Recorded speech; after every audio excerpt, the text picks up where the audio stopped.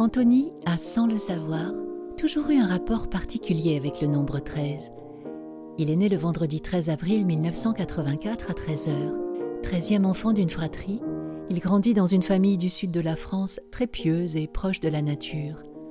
Antony était un enfant très gourmand, trop gourmand. Comme chaque Noël, le petit Antony avait hâte d'être à la fin de l'année pour découvrir non pas les cadeaux du Père Noël, mais les 13 desserts que sa maman avait préparés avec amour pour toute la famille. Bien qu'étant déjà très prudent, Antony n'avait pas prévu ces jours-là le coup bas du nougat.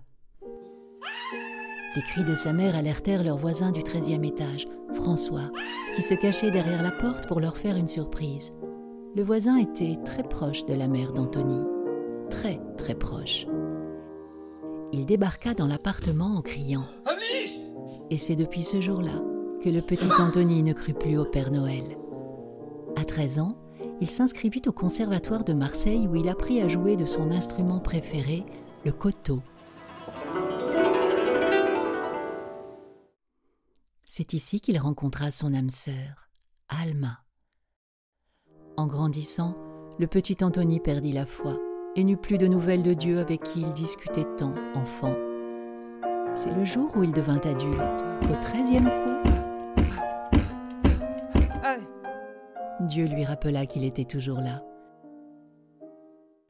Le jour de ses noces, Antony était très heureux.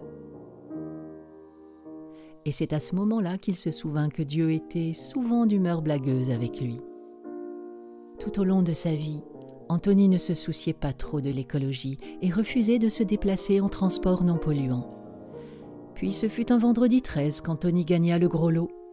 Dieu décida alors de lui faire une dernière blague en lui faisant tester les transports en commun pour son ultime voyage.